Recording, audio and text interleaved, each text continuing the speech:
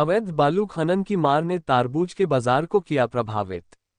जल स्तर नीचे जाने से तारबूज की खेती पर बालू उठाव का दिख रहा सीधा असर। रजौन बांका जब भीषण गर्मी हो और पानी के लिए गला सूख रहा हो, तब तारबूज खाने के लिए मिल जाए तो न सिर्फ गले को शीतलता मिलती है, बल्कि इस मौसमी फल के स्वाद का आनंद भी दोगुना हो जाता है।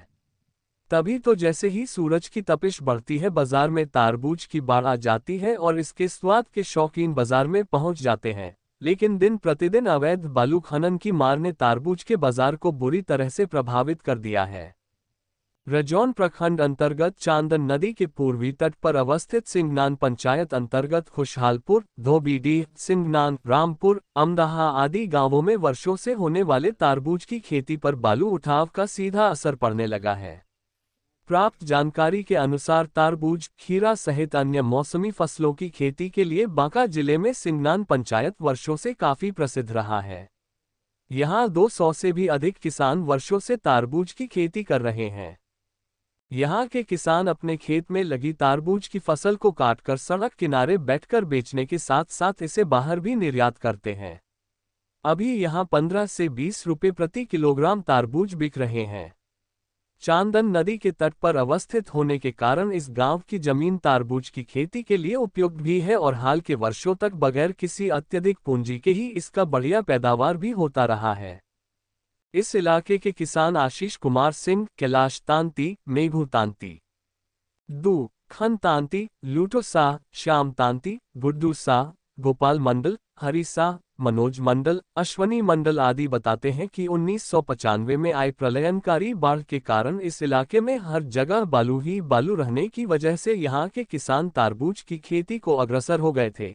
हाल के दिनों में चांदन नदी में लगातार बालू उठाव होने के कारण यहाँ का जल स्तर काफी नीचे चला गया है, जिसके कारण यहाँ अब आसानी से तारबूज की खेती करनी तो दूर की बात, लोगों के बीच पेयजल तक की गंभीर समस्या उत्पन्न हो गई है। किसान आशीष कुमार सिंह बताते हैं कि तारबूज की खेती में पटवन, खाद, बीज आदि की लागत बढ़ गई है, जिसके कारण अब तारबूज की खेती करना उन्हें काफी महंगा साबित हो रहा है। उनके खेतों में पटवन का एकमात्र सहारा चांदन नदी ही है, लेकिन अवैध बालू खनन की मार ने यहाँ के लोगों को बेरोजगारी की ओर धकेल दिया है। उन्होंने आगे कहा कि यहाँ भूमिगत जल प्राप्त करने के लिए कहीं भी बोरिंग करने का प्रयास किया जाता है तो हर जगह 70 फीट के नीचे पहाड़ निकल जाता है, जिसके कारण वे लोग भीषण गर्मी में जल स्तर के अत्यधिक नीचे चले जाने के कारण खेती के लिए भूमिगत जल का भी उपयोग नहीं कर पाते हैं। किसान आशीष कुमार सिंह ने जानकारी देते हुए बताया कि वे करीब 20 वर्षों से तारबूज की खेती कर रहे हैं। वे भागलपुर से तारबूज की बीज को लाकर मजदूरों की मदद से उसकी रोपाई अपने खेतों में कराते हैं। उन्होंने इस वर्ष अपने 2 एकड़ जमीन में करीब 80,000 रुपये की लागत से तारबूज की फसल को लगाया था, जिसमें उन्हें 2 लाख रुपये तक की शुद्ध कमाई हुई है। पहले उन्हें इससे भी कम लागत में अत्यधिक मुनाफा हुआ करती थी।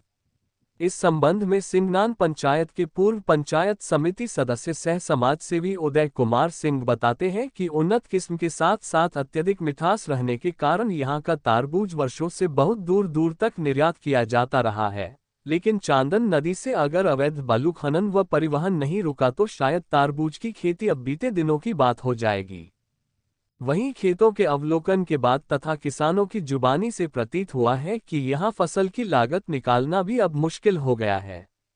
कर्ज लेकर लगाई गई फसल के खेत में बर्बाद होने से किसानों को भारी नुकसान हुआ है। जो तारबूज पहले इलाके के किसानों के लिए लाखों की कमाई का साधन होता था, उसने आज इन्हें लाखों के कर्ज तक में धकेल दिया है। इस प्रकार यह स्पष्ट तौर पर कहा जा सकता है कि अवैध बालू खनन यहाँ तारबूज की खेती करने वाले किसानों के लिए कहर बनकर टूटा है।